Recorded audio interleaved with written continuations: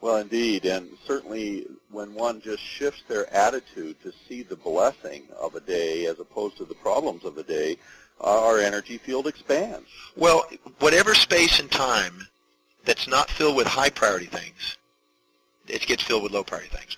Any energy and matter that's not consumed by high priority things will get consumed by low priority things. And I always say that if we don't plant flowers in the garden of our mind, we're going to be pulling weeds.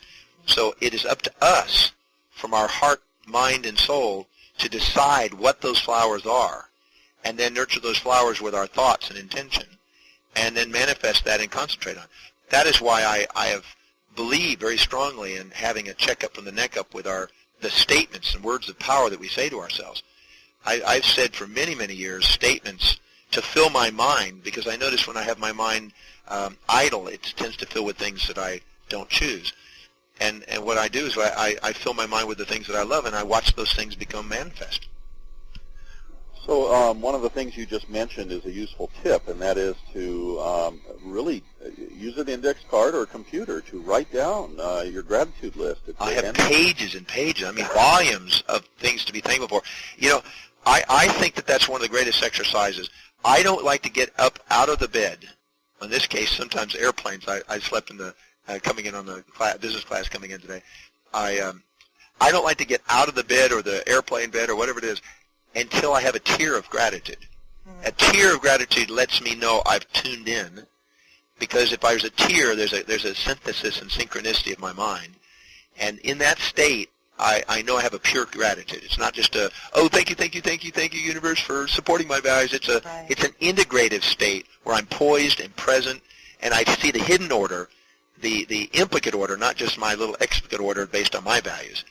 And in that state, that gratitude, whether I'm supported or challenged, or whether people are kind or cruel, doesn't matter. It's a higher order where I see the order, and that's the kind of state of gratitude that I like to wake up in the morning. And then when I'm in that state of gratitude, I ask my inner voice and vision to guide me, and I usually document what that is to start my day with it. Because I always say when the voice and the vision on the inside become more profound and louder than all opinions on the outside, we've begun to master our life. Indeed. Indeed, and so I'm grateful for these practical steps, and one of the things that I think you've just shared with our listeners is having the gratitude list is the beginning. It's the presence of attention to that order that is birthing these individual experiences that takes you to the next step. You know, I have to jump in here, because as I was listening to you sharing about filling the space in your mind with these statements, because when the mind is idle, you might not enjoy what's coming through there. I have to share with you, I heard zillions of listeners going, give me an example. Oh, I got plenty of those. Yeah, let's hear them. Well, the first one that I had that was given by Paul Bragg, because I told him after listening to him speak and then having him go through this guided imagery experience and then studying with him for 3 weeks, I had this amazing, pardon that ringing, I can't do much about it. No worries. I had this amazing affirmation given to me by him, and it was that I am a genius and I apply my wisdom.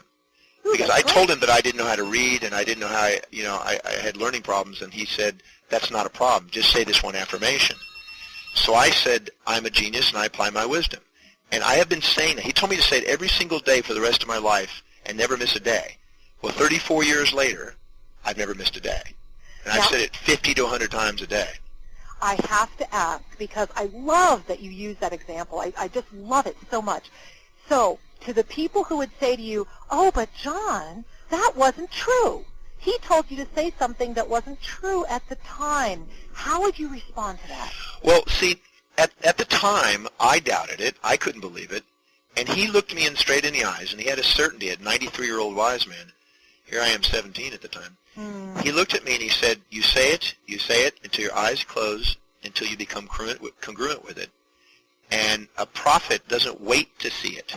He states it and knows that time is the illusion and holds it until it becomes reality in time. That's beautiful. You know, it was Wayne Dyer who said, the masses wait to see things to believe them. The master believes them and then sees them. And I realized that everyone down deep inside, truly according to their authentic value system, is ingenious. But what we do is we subordinate ourselves to outside authorities and supposed geniuses, and we then don't acknowledge our own magnificent genius. And so a genius is one who listens to their inner voice and obeys, and follows their inner vision and obeys, regardless of the outer opinions and the things that are supporting or challenging them. And so I realized once I redefined the genius, I realized that it was inside me, and I had access to it. And so it wasn't a lie. It was just a deeper understanding of what really is going on inside my being. It sounds like you're also suggesting to folks that there's a degree of trust required, that when we are in that kind of void place of things aren't going optimally in our lives, or at least so it seems, we have to do something to cross that gap, to bridge the gap between the unseen and what we want to see. Well, it's interesting. I have the opportunity. I go down into South Africa, and I do programs there, and recently I've been blessed to be asked to found some schools down there. And I had this pilot study that we did with the school system there, one of the colleges. I had the opportunity to work with 18 to 22-year-old boys who come from the townships where they literally have nothing. They might make $200 a year or something. And what we did is we asked 25 of them to think of a hero that they had in the world. Now, some of them came up with Branson, and some of them, Microsoft, Bill Gates, and had these entrepreneurial heroes. And I asked them to write down the character traits that they imagined that these beings had from their reading or their observations, or what they've heard from people or TV. And then they have to go and dig inside their own being to find out where they have the equivalent. And we spent an entire day having 25 people that lived in the townships identify where they had their genius, where they had their billions, where they had the ideas, where they had their network. And it's not that it's missing. It's in forms they don't acknowledge nor recognize. And the wisdom is probing beyond the veils and seeing our own expression according to our own values of how we have our own power. Because the power is not missing, it's just not recognized. And what we do is we compare ourselves to other people and subordinate to them, and then minimize ourselves and think that our forms are not honorable and as magnificent. And once we get in there and probe and we discover that, there were tear-jerking moments when these young teenagers were identifying their true, literally global entrepreneurial potentials. And they wrote down their dreams. They wrote down their goals. They wrote down the companies they wanted to create. It was really amazing. So I always say that there's nothing missing. It's just in a form we don't acknowledge, and that there truly is genius there inside, and there's truly nothing but love around them, and all else is really an illusion. But we got to probe, and we have to learn to ask quality questions. Listen, the world is talking. World Talk Radio.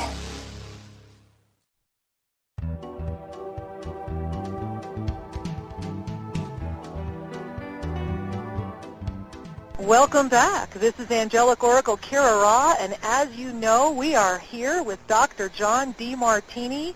Dr. Demartini basically prescribes gratitude for life's challenges in his new book, Count Your Blessings, The Healing Power of Gratitude and Love, and we've been having an amazing conversation with him. Welcome back, Dr. John. Well, thank you for having me back. Oh, it's our pleasure. Before we get into further wisdom and discussion with you, I want to remind our listeners that they can learn more about you and your prolific body of work on the Internet at www.drdemartini.com, and I'm going to spell that. Good move. It's www.DrDemartini, DrDemartini.com. And, one of the things you said in our first segment that kind of caught my attention was the way you phrased your 4 pillars. And the one pillar that caught my attention was the certainty of the mind. That is, gratitude seems to be a universal prescription to open the heart. And then there's this addition of the certainty of the mind. Would you speak a little bit about how to anchor that in your heart, how to be in that certainty without being in domination over others, for example? I'm glad you asked that. As we walk down the street, we filter our sensory world by our values.